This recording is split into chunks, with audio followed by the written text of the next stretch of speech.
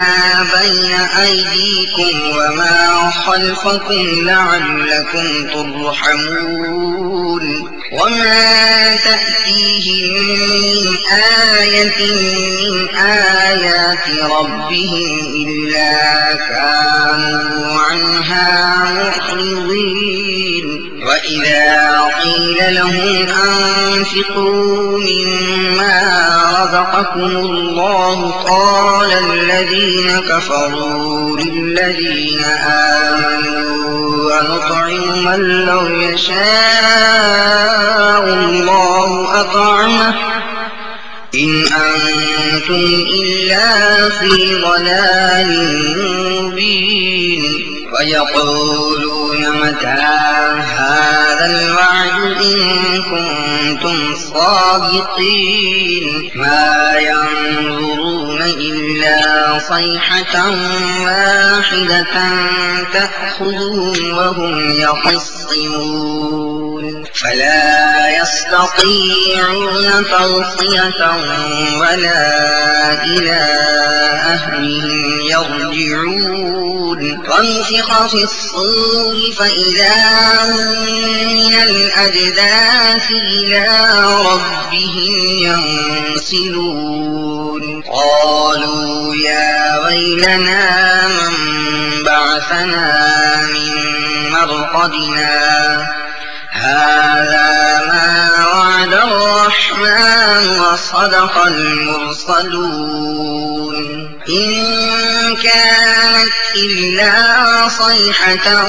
واحدة فإذا هم جميع لدينا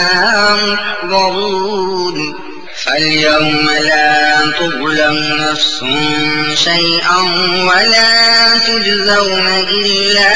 ما كنتم تعملون إن أصحاب الجنة اليوم في شغل فاكهون هم وأزواجهم في ظلال على الأرائك متكئون لهم فيها فاكهة ولهم ما يدعون سلام قولا من رب رحيم وامتازوا اليوم أيها المجرمون ألم أعهد إليكم يا بني آدم ألا تعبدوا الشيطان إنه لكم عدو مبين وأن اعبدوني هذا صراط مستقيم ولقد أضل منكم جبلا كثيرا أفلم تكونوا تعقلون هذه جهنم التي كنتم توعدون اصلوها اليوم بما كنتم تكفرون اليوم نختم على أفواههم وتكلمنا أيديهم وتشهد أرجلهم بما كانوا يكسبون ولو نشاء لطمسنا على أعينهم فاستبقوا الصراط فأنى يبصرون ولو نشاء لمسخناهم على مكانتهم فما استطاعوا مضيا ولا يرجعون ومن نعمره نكسه في الخلق أفلا يعقلون وما علمناه الشعر وما ينبغي له إن هو إلا ذكر وقرآن مبين لينذر من كان حيا ويحق القول على الكافرين أولم يروا أنا خلقنا لهم مما عملت أيدينا أنعاما فهم لها مالكون وذللناها لهم فمنها ركوبهم ومنها يأكلون ولهم فيها منافع ومشارب أفلا يشكرون واتخذوا من دون الله آلهة لعلهم